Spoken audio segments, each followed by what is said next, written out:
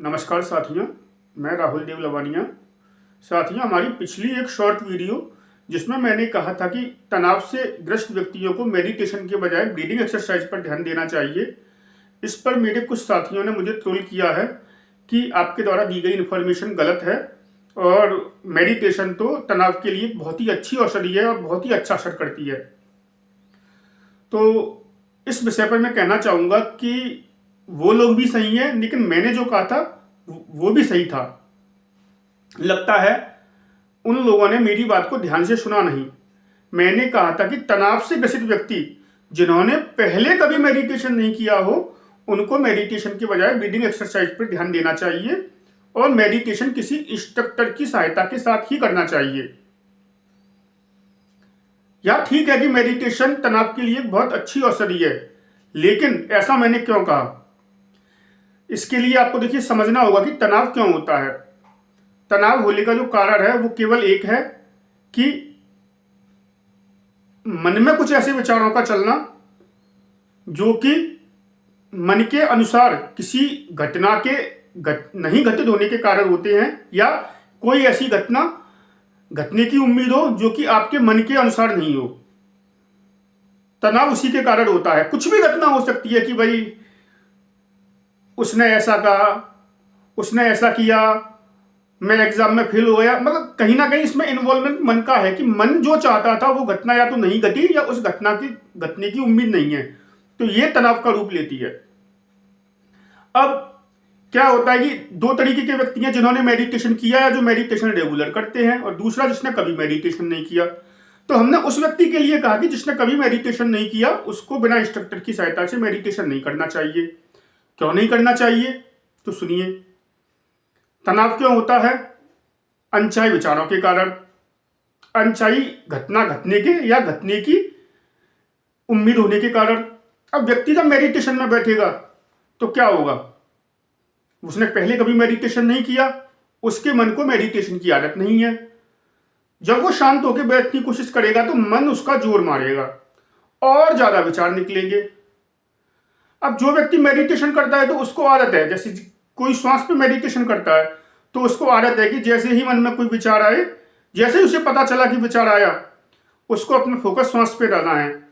कोई हृदय पे मेडिटेशन करता है तो जैसे ही उसको लगा कि विचार आ रहा है, वो उस विचार को जान ही देता है, विचार को देखता है और अपना फोकस हृदय पे लाके रखता है। लेकिन जिसने कभी मेडिटेशन नहीं किया और जो बिना किसी इंस्ट्रक्टर की सहायता से मेडिटेशन कर रहा है, तो होता क्या है कि वो लोग विचार आया, जैसे ही मेडिटेशन में बैठे उनके मन को मेडिटेशन की ध्यान की आदत नहीं है, कुछ ना कुछ विचार आएगा, वो उस विचार को पकड़ लेते हैं। अब जैसे ही विचार पकड़ लिया तो उस विचार के साथ में एक दूसरा विचार आता है, उसके कंटिन्यूएशन में, उसी घटना के कंटिन्यूएशन में।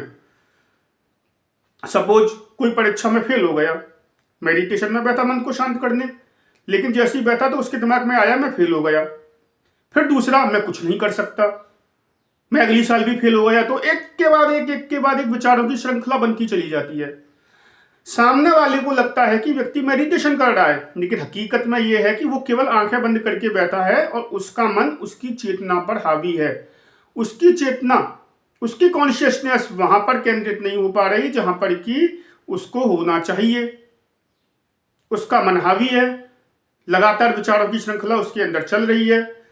अब इस श्रृंखला में क्या होता है कि लास्ट में ये कहीं जाकर कल्मिनेट होती है, कहीं जाके इसका अंत होता है।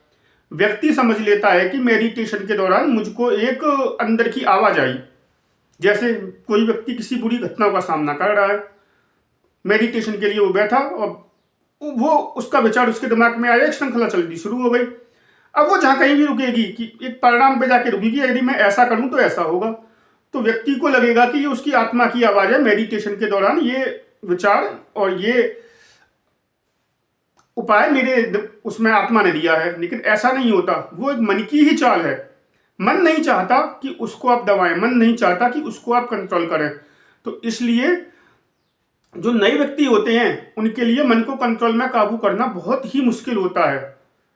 और दूसरी जो खतरा, और वो जो कि बहुत बड़ा खतरा अक्सर लोगों में देखा गया है, कि हमारा जो दिमाग है, एक होता है सबकॉन्शियस माइंड, दूसरा होता है सबकॉन्शियस माइंड। कॉन्शियस माइंड से हम जो कुछ कर रहे हैं वो सब हम ऑब्जर्व कर पा रहे हैं, लेकिन बहुत सारे इमोशंस, बहुत सारी भावनाएं, बहुत सारी घटनाएं हमारे सबकॉन्शियस माइंड में अंदर छुपी हुई हैं और जिनके विषय में हमको याद भी नहीं है। ऐसा नहीं है कि वो घटना खत्म हो गई, हाँ घटना जा चुकी है, लेकिन उसकी यादें, उसके इमोशंस हमारे सबकॉन्शियस माइंड में बैठे हुए हैं और कॉन्शियस माइंड से हम उसको महसूस नहीं कर पा रहे। लेकिन जब मेडिटेशन में बैठते हैं तो बहुत सारी दबी हुई भावनाएं, बहुत सारी ऐसी दबी हुई घटनाएं, बहुत सारे दबे हुए इमोशंस बाहर आते हैं और जो बहुत अच्छे भी हो सकते हैं और बहुत खराब भी हो सकते हैं। अब जो व्यक्ति तनाव से ग्रसित है, यानी उसके नेगेटिव थॉट्स ऑलरेडी चल रहे हैं, तो अक्सर संभावना ये होती है कि नेगेटिव इमोशंस जो अंदर दबे हुए हैं वो बाहर आए।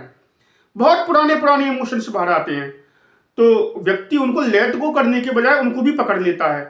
फिर स्थिति अच्छी होने के बजाय और खराब होती चली जाती है। क्यों? क्योंकि जो घटनाएं घट चुकी, जो घटना हो चुकी, उसका भी इमोशंस मेडिटेशन के कारण बाहर आ सकता है और व्यक्ति को जिस कारण से वो घटना हुई है उस व्यक्ति के प्रति घृणा हो सकती है, नफरत हो सकती है, या किसी के प्रति राग हो सकता है, किसी के प्रति जेलस हो सकती है। तो ये सब चीजें नए मेडिटेटर के साथ होती हैं। तो इसलिए मैंने कहा था कि बिना इंस्ट्रक्टर की सहायता के मेडिटेशन नहीं करें। अब इंस्ट्रक्टर क्या करता है कि जो इंस्ट्रक्टर है, जो गुरु है, जो आध्यात्मिक गुरु है, जिसने स्वयं मेडिटेशन के दौरान इन सब चीजों का अनुभव किया है, उसको पता है कि मेडिटेशन के दौरान क्या क्या होता है, तो उसको हैंडल करने की तकनीकें मौजूद हैं। व्यक्ति जब बताता है कि मेडिटेशन के दौरान मैंने ये अनुभव किया, या मेरे ये पुरानी घटना मुझे याद आई, या ये पुराने विचार मुझे याद आए, तो कैसे उनसे निपटा जाए इस संबंध में वो मेडिटेटर को जानकारी देता है, सही तकनीक का यूज करता है, कितनी देर मेडिटेशन कराना है, इस चीज को वो अच्छे से जानता है। तो ये सब कारण थे कि मैंने कहा था कि नए तनाव से ग्रसित व्यक्ति जिसने कभी मेडिटेशन नहीं किया हो, उसे बिना इंस्ट्रक्टर की सहायता के मेडिटेशन नहीं करना चाहिए। और ये अकेला मैंने नहीं कहा। देखिए, बहुत सारी स्टडीज हैं जिन्होंने बताया है कि तनाव से ग्रसित व्यक्ति में मेडिटेशन बहुत ही फायदेमंद होता है, और होता भी है। मैंने खुद ऑब्जर्व किया है, मैं खुद भी करता हूं। जब कभी कुछ मेरे साथ अच्छा घटित नहीं होता तो मैं भी अपनी चेतना के साथ जुड़कर, कॉन्शियसनेस के साथ जुड़कर उस घटना से अपने आप को अलग करने का प्रयास करता हूं। कभी सफल होते हैं, कभी नहीं होते। लेकिन जो मैं बता रहा हूं कि बहुत सारी स्टडीज में ऐसा हुआ है, उन्हीं स्टडीज ने यह भी कहा है कि 10 से 15% लोग मेडिटेशन के बाद ज्यादा चिड़चिड़े, ज्यादा डिप्रेस्ड, ज्यादा एंजाइटी में चले जाते हैं। यानी उनको ज्यादा चिंता होने लग जाती है और अवसाद घर कर लेता है, चिड़चिड़े हो जाते हैं। वहीं एक स्टडीज में तो मैंने ये देखा कि उन्होंने ये सब संख्या 30 से 35% तक बताई। यानी 30 से 35% लोगों में मेडिटेशन के उल्टे असर होते हैं। तो ऐसा केवल इसलिए होता है कि नया मेडिटेटर मेडिटेशन की सही तकनीक को नहीं पकड़ पाता, सही तकनीक नहीं जान पाता, या सही तकनीक भी उसके पास है तो मेडिटेशन जो मन उसका हावी है उससे उठने वाले विचारों से कैसे निपटा जाए इसका उसे ज्ञान नहीं होता। लेकिन फिर भी मैं ये नहीं कहूँगा कि आप मेडिटेशन नहीं करें। मेडिटेशन एक बहुत ही अच्छी चीज़ है, फोकस बनाने में बहुत ही अच्छी चीज़ है। आज आप देखिए, जो मेडिटेशन नहीं करता हो वो मेडिटेशन करना शुरू करें और 20-21 दिन बाद देखें कि उनका काम करते समय फोकस कैसे बढ़ता है, किस तरीके से उनके काम की क्वालिटी सुधरती है। अच्छा, जब मैंने इतना कहा तो मुझे ये भी बताना होगा कि नया व्यक्ति क्या करे। हर एक के पास इंस्ट्रक्टर नहीं है, हर एक के पास गुरु नहीं है, तो मैं किसी का प्रचार तो नहीं कर रहा, लेकिन जो मैंने किया था वो मैं बता रहा हूं इनिशियल स्टेज में, जिससे मुझे सबसे ज्यादा लाभ हुआ।